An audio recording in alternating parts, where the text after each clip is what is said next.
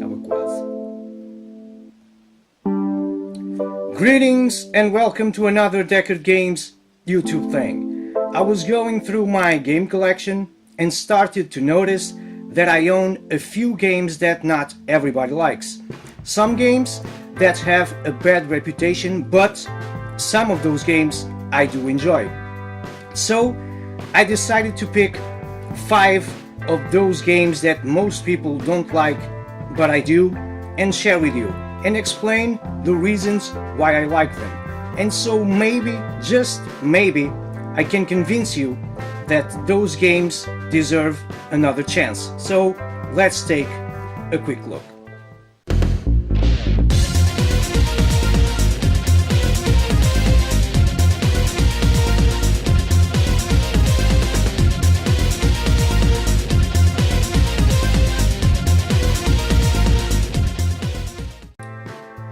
So these are not ranked in any order. I'm going to be showing them from older to newer, and there are lots of games that I could have picked, but I picked these 5 games because I was in the mood. And if you like it, maybe I'll do a series on this subject in the future. So without further ado, game number 1, Jaws on the NES, a game from LJN, a game from the Rainbow of Doom. So this must be a bad game, right? LJN is known from taking every good movie and making crappy adaptations to the NES, so why should this one be any different? You take the role of the guy hunting the big shark, because in the movie they never actually call him Jaws, and you start off in the world map, navigating around, when every now and then you will hit something and go underwater. Once you go underwater, you fight jellyfish, smaller sharks and others, while grinding to level up your character. When the time comes, you will fight Jaws, and the game changes to a kind of first-person perspective, and you better be ready for it. So, the gameplay is pretty simple, and once you know the basics, you're good to go. In the graphics department, the game is nothing special, and the sound is minimalistic. So, why do I like Jaws? I like it because although it can become somewhat repetitive, it is a fun game. There is nothing really bad about the game. In my opinion, it has some RPG elements to it, where you have to grind and level up preparing for the boss fight, and you get to fight Jaws, even though they never call him that again. I don't see any other way to make an adaptation of the movie to the NES. The game plays well, it can be fun, and I like it. So if you're in the mood, give Jaws a second chance. I believe you will get some enjoy out of it. Second game, Sonic 3D. Everybody loves the 2D Sonic games, and they are awesome. Everybody likes them so much that the newest Sonic game is a 2D game in a throwback to the old Sonic games. But in 1996, Sega decided to go 3D with Sonic. Well, pseudo 3D, because the game plays on an isometric view, and it's not really 3D. Still, it kind of showed a little bit more of what the Mega Drive could do.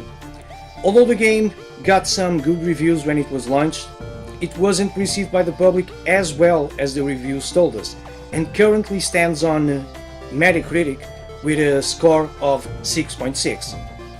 We were all accustomed to play our Sonic games in 2D with blast processing, but Sonic 3D was no blast whatsoever. This was a game to play on a slower and more manual way, and that, well, that just took people off. I get it. I prefer my Sonic games in 2D, but I like this game.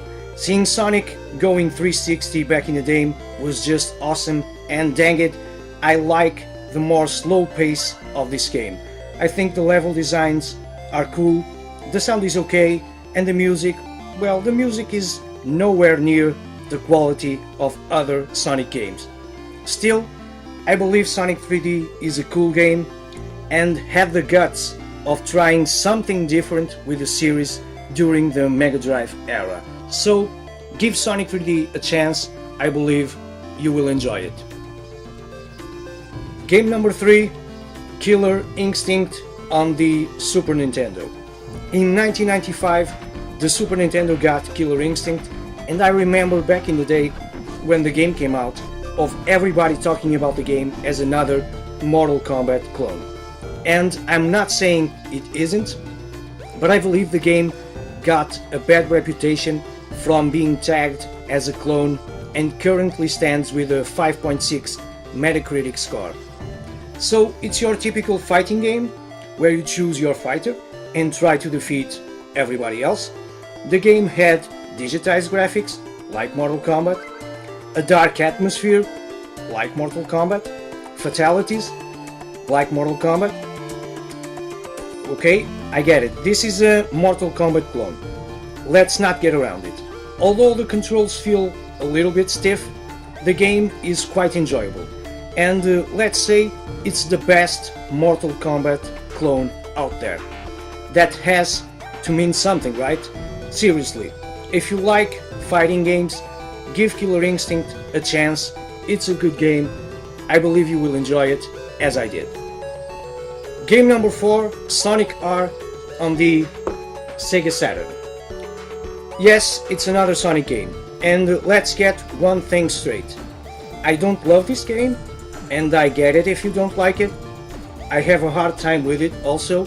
That being said, I kind of enjoy Sonic R and what it attempts to do. This is not a typical racing game. If you just try to finish first, you're going to lose all the time. Like a Sonic game, there are areas to explore, to get all the items, to get power-ups and whatever. The main issue with Sonic R is the camera, which can be terrible. But keep in mind that this game was caught in the hype of 3D, and with some exceptions of course, cameras in 3D games all had their issues. I'm not going to defend Sonic R much more, and I'll leave it here saying if you want to go and try Sonic R, don't treat it like a normal racing game. Take it slow, get used to the controls, and learn the mechanics of the game.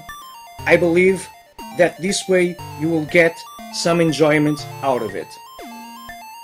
So fifth and final game, and you're gonna hate me for this, Final Fantasy 13. Sitting with a user meta score of 6.0, this is for lots and lots of people the most hated and worst entry on the franchise. It's not by far my favorite Final Fantasy game, but I like it. There, I've said it, I like it. I can see why most people don't. It starts off slow and with very linear options. It's a not so open kind of world. The combat is also changed to a mix of turn-based with real-time battles, where you control only one of the characters, while the other members of your party fight automatically based on the roles that you assign for them. I'm not going to explain the combination on combat, that's not the purpose of this video, but I can tell you that I really liked exploring it. Yes, the first 10 hours or so of the game feel like a giant walkthrough that never ends. The game can feel linear, and the story is not the best, although I kinda like it, but in my experience, with the second half of the game is much better. I believe the game improves a lot and is worth playing. That being said, are you willing to waste 10 hours or more to get to a better part of the game? I can comprehend a no for an answer, but if you are willing to, I think you will have some fun with this game. So if you want to give it a chance, play Final Fantasy 13 and waste 10 hours to get to the good part.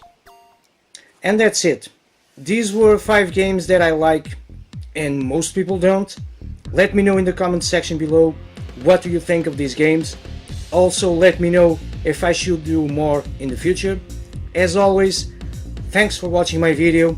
Please subscribe to support the channel, that really helps me. I'll see you in the comment section below. Until my next video, take care.